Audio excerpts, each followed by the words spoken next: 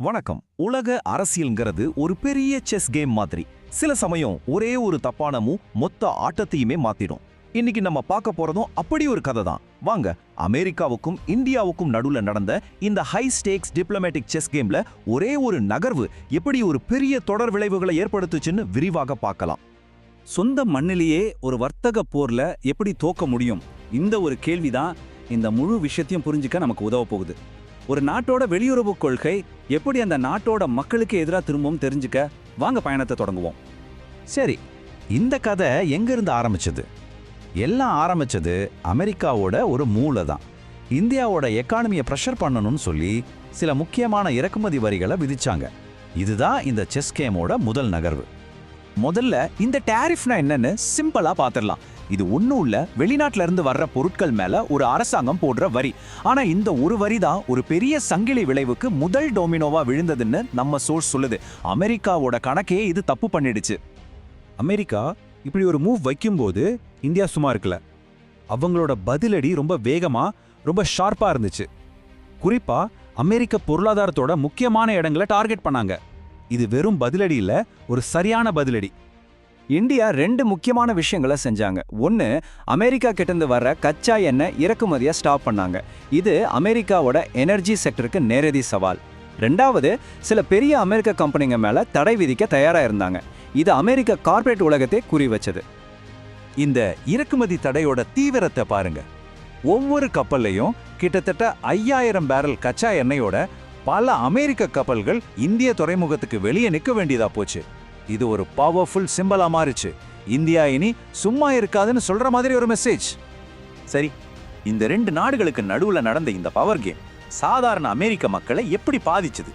வாஷிங்டன்ல எடுத்த ஒரு முடிவு எப்படி அமெரிக்காவோட தெருக்கள்ல எதிரொலிச்சது? கடைக்காரங்க கஸ்டமர்ஸ் கிட்ட மன்னிப்பு கேட்டாங்க. இந்த ஒரு வரியே போதும் நிலைமை எவ்வளவு மோசமா இருந்துச்சுன்னு புரிஞ்சுக்க. கடைகள்ல ஷெல்ஃப்கள் காலியாகி மக்கள் விரக்தியில இருந்தாங்க. அதுதான் நிஜம். பாருங்க, இந்த 25% வரி எதையெல்லாம் பாதிச்சுதுன்னு. நாம டெய்லி யூஸ் பண்ற மசாலா பொருட்கள், டீ, துணிமணில இருந்து கிச்சன் ஐட்டம்ஸ், முக்கியமான மருந்துகள் வரைக்கும் எல்லாத்தோட விலையும் ஏறி போச்சு.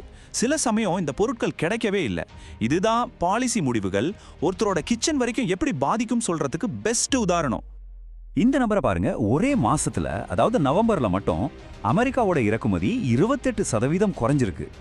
ஒரே மாசத்துல இவ்வளோ பெரிய சரிவுங்கிறது இந்த வர்த்தக போரோட விளைவு எவ்வளோ தீவிரமா இருந்துச்சுன்னு தெளிவா காட்டுது. பொருளாதாரத்துல விழுந்த இந்த அடி நேரா அரசியல்ல எதிரொலிக்க ஆரம்பிச்சது. அமெரிக்க அரசாங்கத்துக்கு மேல அழுத்தம் பயங்கரமா அதிகரிக்க ஆரம்பிச்சது. பிரஷர் ஒரு பக்கம் இருந்து மட்டும் வரல, ரெண்டு பக்கத்திலிருந்து வந்துச்சு. ஒரு பக்கம் விலைவாசியால பாதிக்கப்பட்ட மக்கள் ரோட்டுக்கு வந்து போராடினாங்க. இன்னொரு பக்கம் அமெரிக்கா காங்கிரஸ்குள்ளேயே சொந்த கட்சி ஆளுங்களே இந்த வரியை எதிர்க்க ஆரம்பிச்சாங்க.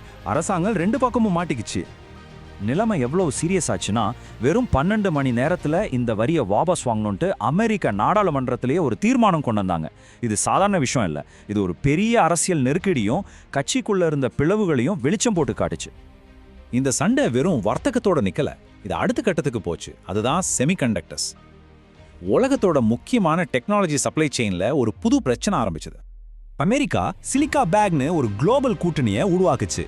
எதுக்குன்னா செமிகண்டக்டர்ஸ் மாதிரி முக்கியமான டெக்னாலஜிக்கான சப்ளை செயினை பாதுகாக்க. ஆனா இதுல ஒரு பெரிய ட்விஸ்ட். டெக்னாலஜில வேகமா வளர்ந்து வர்ற இந்தியாவை இதுல சேர்த்துக்கவே இல்லை. இது ஒரு பெரிய தப்பு கணக்குன்னு நம்ம சோர்ஸ் சொல்லுது. இந்தியாவை சேர்க்காததுக்கு உடனடியாக விளைவு தெரிஞ்சது.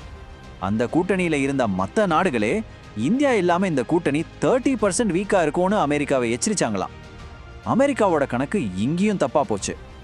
சரி, இவ்வளோ நடந்திருக்கு. இதெல்லாம் எதை காட்டுது? நம்ம சோர்ஸ் சொல்றபடி இது உலக அதிகாரத்துல நடக்கிற ஒரு பெரிய மாற்றத்தோட அறிகுறி.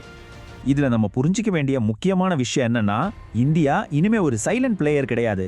தன்னோட விதியை தானே தீர்மானிக்கிற ஒரு சக்தியா மாறிடுச்சு. இந்த ஒரு வரி இந்த முழு கதையையும் அழகா சொல்லுது. ஒரு காலத்துல அமெரிக்காவோட மிரட்டலுக்கு பயந்த ஒரு நாடு இன்னைக்கு அதே சூப்பர் பவருக்கு கண்ணாடியை காட்டுது.